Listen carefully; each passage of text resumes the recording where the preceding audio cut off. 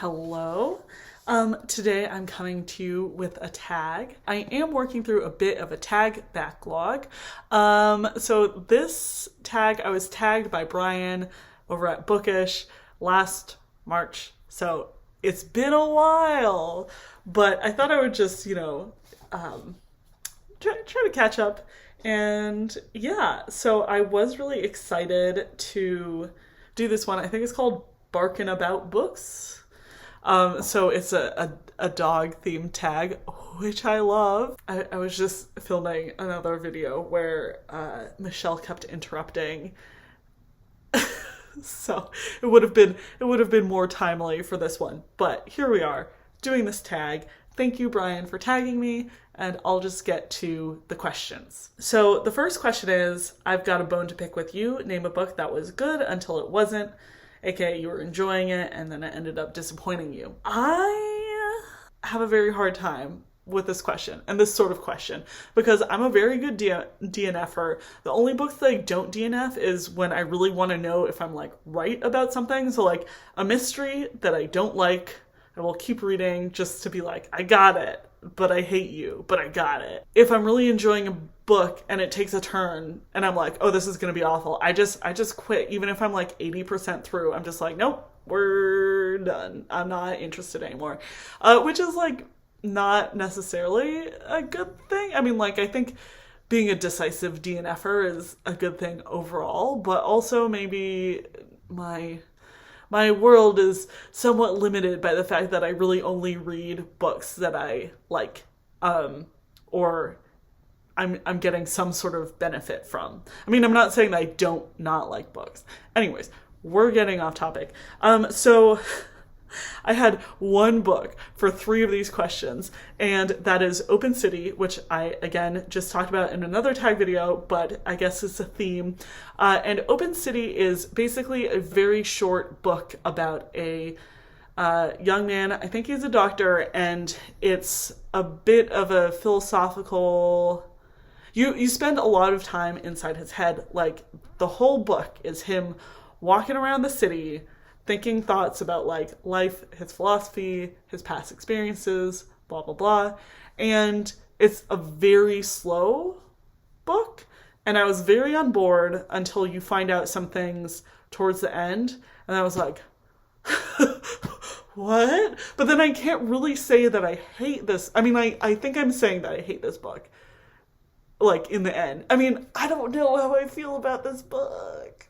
Basically, I did not enjoy this book. I really did not enjoy this book. Like, it was slow, and I was getting something out of it, and then I was like, but now I'm like, does that mean anything to you? Anyways, what I'm trying to say is I did not enjoy it, but I have thought about it constantly for like the last 10 years. Like, I read this book right out of college, and maybe not so much recently, but like a couple years after I read it, I would constantly like return to it in terms of like getting my head around it, if that makes sense. I don't know. I don't know why it affected me this much. But I did dislike it, I guess, because of something that happened at the end. So that works for this prompt. And we're moving on. Next question is, welcome home. Name a book or series that gives you a warm feeling of home. I've been having a bit of a problem with all of these prompts, actually. But for this one, I thought of The Golden Gate, which is a lyrical novel set in the 1980s in the Bay Area. And although I wouldn't say it gave me a warm feeling of home, it does to me. Basically, the vibe is very homey for me because it's about sort of like, it's about the Bay Area in that it is about tech and there are tech people and, you know, it talks about that world, but it also talks about everybody else who's here and sort of like the collision of cultures and there's just bits about the description and the way it's written that really, to me, it's like the text of what the Bay Area actually is.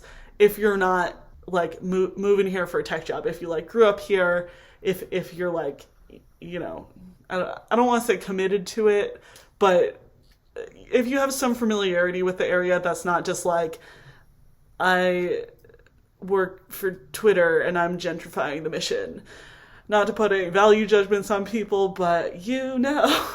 Anyways, so I really do need to reread this one. I was gonna reread it last spring, didn't actually get around to it. So I don't really remember much of the plot, but I think it's basically a bit of a marriage novel in a lot of ways. It's written by Vikram Seth, who wrote A Suitable Boy, which is like, you know, for sure the modern marriage novel. But it's basically about a bunch of people in their mid-20s going through life in the 1980s, making decisions about their work and their love life and like intersecting in different ways. And yes, it just like very much gives me a feeling of where I grew up. So that's why I chose this one for this title. I think I lent this to my friend Alice because I have no idea where it is in my apartment. So that could be because I still don't have bookshelves other than this one twofer here, which is not enough. It could also be because Alice stole it. So Alice, give it back. Thank you. Okay, next up, we have Ruffin It.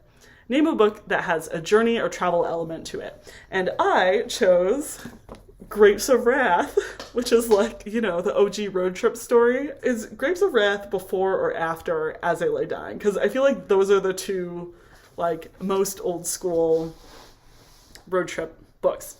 Anyways, Grapes of Wrath is about the family. What's their name? Okay, I forget the family name, but we have a family that is moving from Oklahoma to California. It's during the Dust Bowl, so there was a big drought and famine in the Midwest in the early 20th century, and it drove a lot of people out west.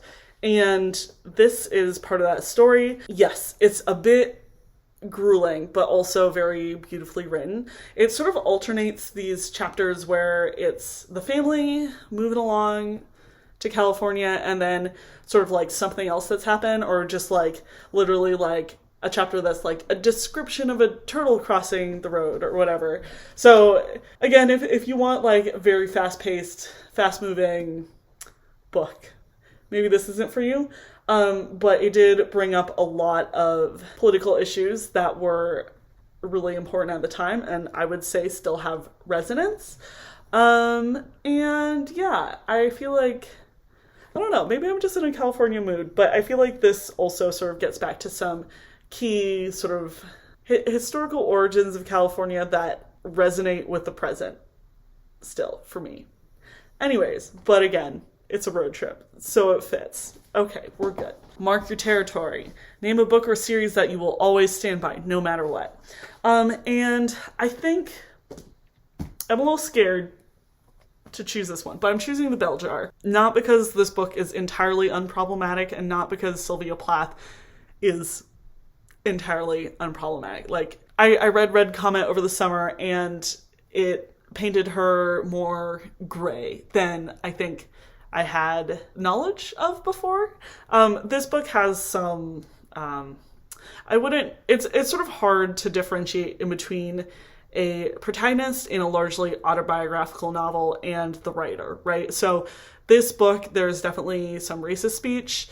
There's definitely, the protagonist has a lot of problematic views. The protagonist is also very much acutely mentally ill. So not that that's a pass for bad behavior, but like, I think that this is the book that holds a big part of my heart because it was a formative book for me, but I think it has or will be canceled soon. But The Bell Jar is a mostly autobiographical novel about Sylvia Plath and her summer working at Mademoiselle magazine, and her subsequent mental break and stay at a mental hospital and her experiences with electroshock therapy. It is a novel. It is a fictionalized account. I do love this. I love this copy though. Like, it's very old school. It's very nice. This is the one, I read this when I was on college tours in Western Massachusetts. So that was something. The next one is Diggin Holes, a book that had some hidden secrets or had a big plot twist uncovered. This one, again, I chose Open City. I have been really enjoying reading mysteries recently, so I was like really trying to go through and find one of those that worked for this. I do feel like I'm pretty good at guessing plot twists before they happen, or I don't know. I feel like once you start knowing literally anything about narrative form, it's quite easy to pick up from the way things are written what's going to happen, even if like the clues aren't matching up. Anyways, whatever. So I tried really hard to find another book for this, but I ended up just going with Open City because that was a real shocker for me. Like, I was shocked by the secret that was revealed at the end of that book. And yeah, I hope that that's not going to like ruin the experience of reading this. I don't know if I recommend reading it, but if you do, I do think the fact that I went in with no knowledge of there even being a secret to be revealed made it much more affecting, obviously, for me. Like, I'm obviously affected by it. But anyways, so hopefully I haven't ruined this for literally everybody considering reading it. But that is my answer for this question. Next question is, Stand By Me. Name a book or series that portrayed a very loyal friendship between its characters. And I also had a hard time with this one, and that made me a little bit annoyed because I would love to see more close friendships in stories. I feel like every close friendship becomes a romance at some point because like our society is somehow completely structured around romantic love. And I find it frustrating. But anyways, I chose the relationship in between Lee Scoresby and Yorick for this. That is the balloon man and the big bear from A Golden Compass.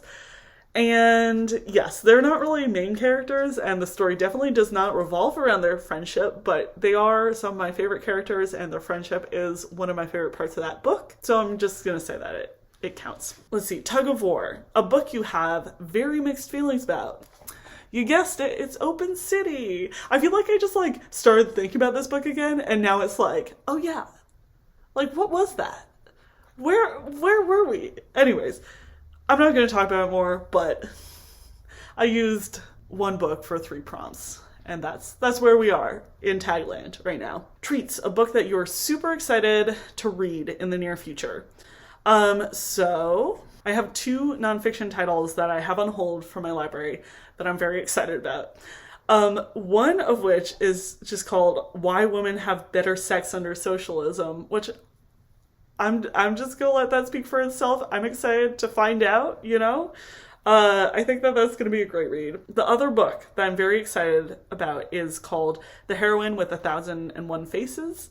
And I think that this is supposed to be about narrative form in Western literature and how we can, it's like currently very patriarchally centered, and like it's all about the hero's journey and blah blah blah, but like there are other forms of narrative that exist in like folklore and like we can and should be using them. At least that was sort of how it was described to me. I think that this book could be really interesting. I'm very excited. I like have this weird hobby of like reading about how story is formed, even though I don't really write, and I definitely don't really write fictional narratives. So like it's just like a process nerd thing, you know what I mean? Like I like knowing how things are made and like how people think about story. So anyways, those are 2 books that I'm really excited about. Again, as I mentioned, I got tagged in this last March, and I know I have overlapping circles with Brian, so I am gonna go through and check who hasn't done this tag yet, and I will tag them down below. If you have not, or if you do not normally, please go check out those channels, because again, there are so many great booktubers on YouTube, and maybe you'll find your new favorite. Oh, I'm also supposed to introduce my dog, but she is finally sleeping in her bed, as she should be. She's currently in a cone. Maybe I'll throw a picture of her in a cone up here, or maybe a little video. I don't know. Anyways, that's it for the tag. Thank you so much for watching, and I'll talk to you next week. Bye. Everything on my phone is so slow.